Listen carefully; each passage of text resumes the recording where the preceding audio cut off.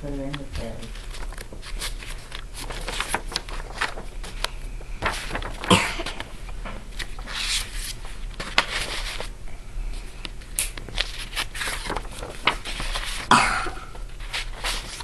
Should she go in the bed? Very busy on the computer. Well, I don't care. She's going to be talking. Yeah.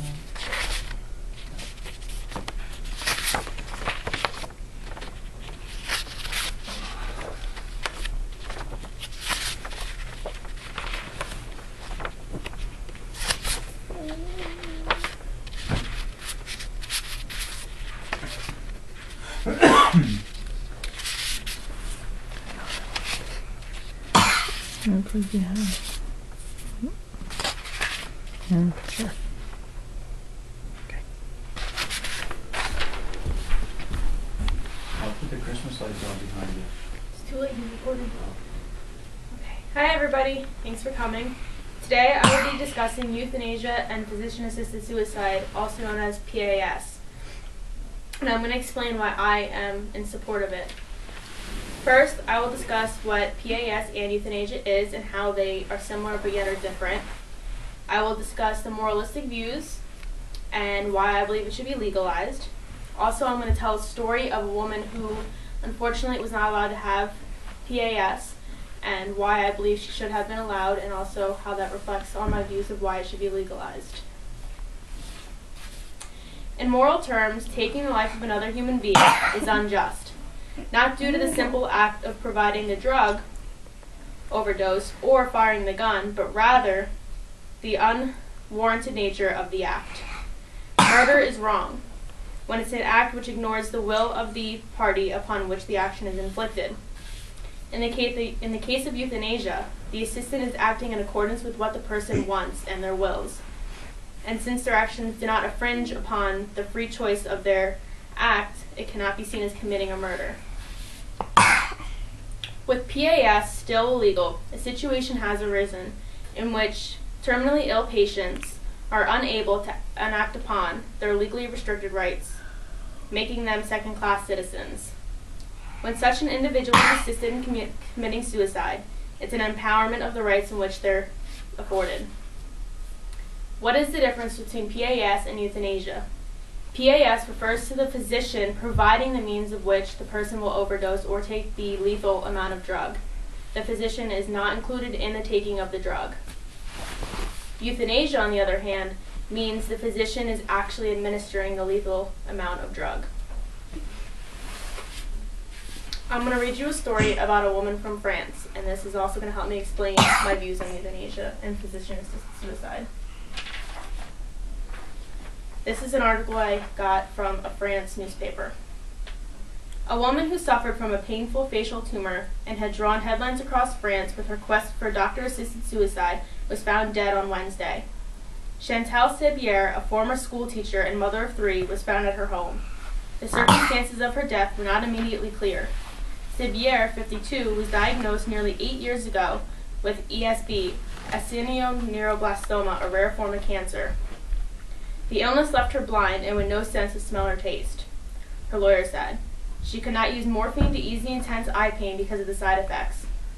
A court in the city of Dijon rejected Sebier's request to be allowed to receive a lethal dose of barbiturates under a doctor's supervision. It refused the request for doctor-assisted suicide because of French law and out of concern for medical ethics. Sebier's case revived a debate in France about the right to die. She received national attention after the media published heartbreaking before and after pictures that made her suffering apparent.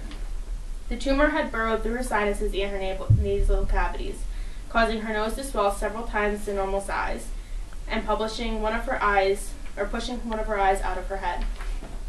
Unlike in France, euthanasia is legal in Belgium and the Netherlands. In Luxembourg is the process of passing a law to allow it. In Switzerland, counselors or physicians can prepare the lethal dose, but patients must take it on their own. These are the before and after pictures of Chantal Sebier.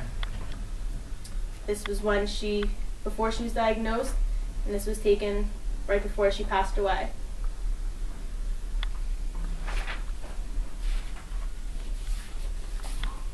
Now, is PAS ethical?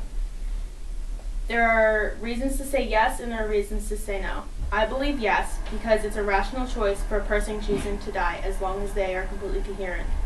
Some who say no believe because PAS counters the traditional duty of the physician to preserve a life.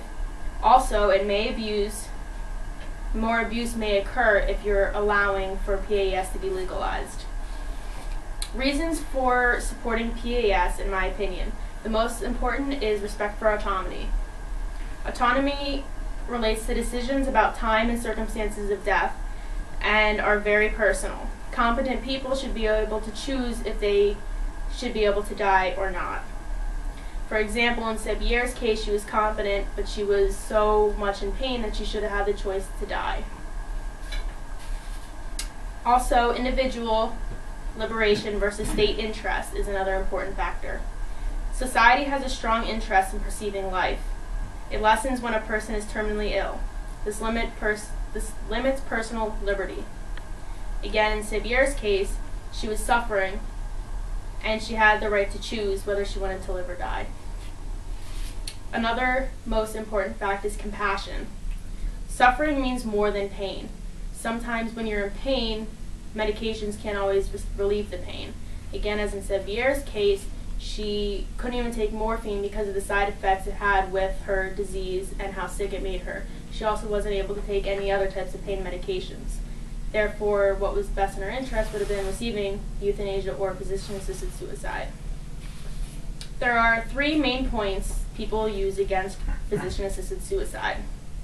One is the sanctity of life, another is positive versus active distinction, and the third is fallible of the profession.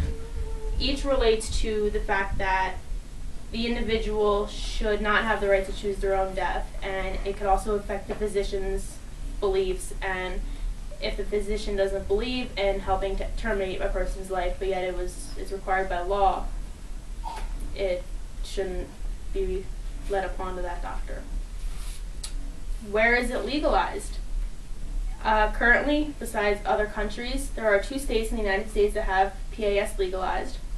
Oregon in 1997 established the Death with Dignity Act, and Washington State in 2008 just established the Death with Dignity Bill.